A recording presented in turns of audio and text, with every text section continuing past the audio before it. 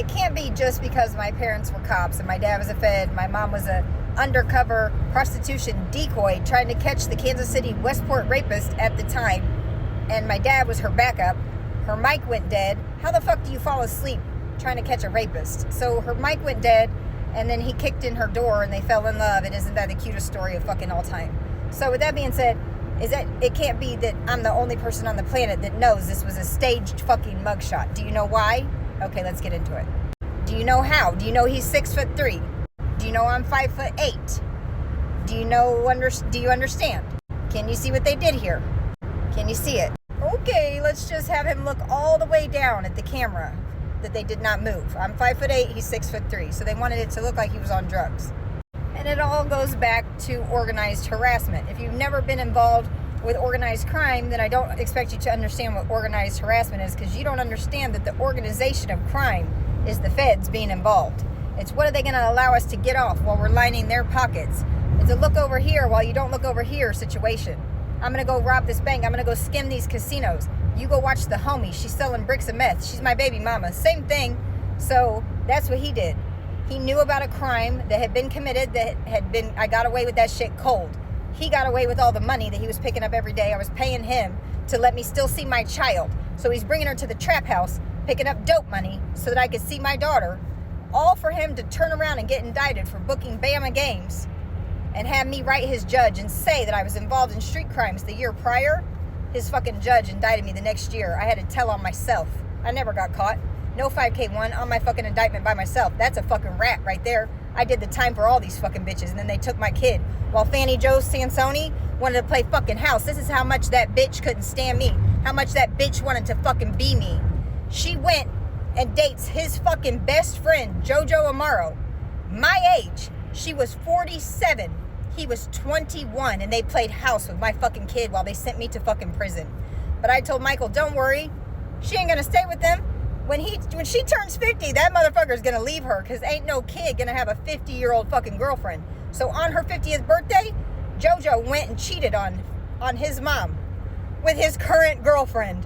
So JoJo went on Fannie Joe's 50th birthday and slept with Anna Pashota, his girlfriend. So the woman that his mom was cheated on with by a child, he now lives with her, okay? And you guys don't understand child trafficking. With that being said, no one thought it was strange that Joe Ross is going to come in. He's not a fucking teacher. He's going to restructure the St. Pius X high school for Jayshawn Ross to come play there after they tested him out with Coach Byers. And when Coach Byers wouldn't go for what they were trying to do, pay for a kid that had a mom and perfectly healthy enough to go to North Kansas City School District. Now, he lived with the neighbor, Michelle. When he would get mad at his mom, he'd go stay with Michelle. It's a fucking game. Typical teenage shit. But did anybody tell you what else went on?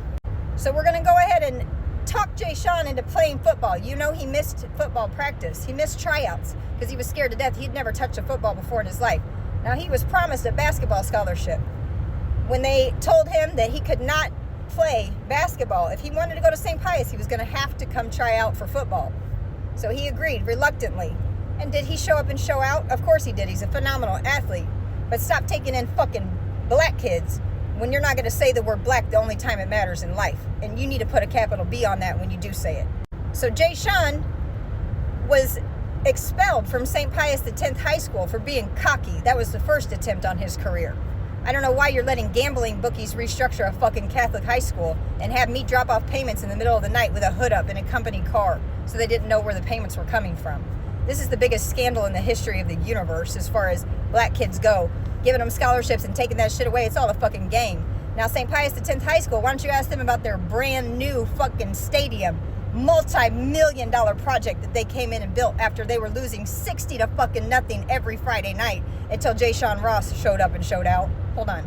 Nobody thought it was fucking strange that he would take a $200,000 some odd a year pay cut from Necco Coffee to go pretend to be a fucking teacher at a Catholic high school. The messages even say we're trying to make it look like a structural move, even though there's a $200,000 pay cut for him to come coach Jayshawn. We don't want it to look like it's all about Jayshawn. So what you need to know is that Charlie Simone, there he is, that's the head coach's brother on the gambling indictment. Michael Sansoni, that's the other coach. He was the ringleader. Anthony Sansoni is Michael's brother. John T. Mommer is the judge, indicted me the next year for a crime I never got caught committing. They had me sign my own confession. I had to go turn myself in and confess to my crimes because I didn't know the law. I know the law today, and everybody's going to prison on my watch.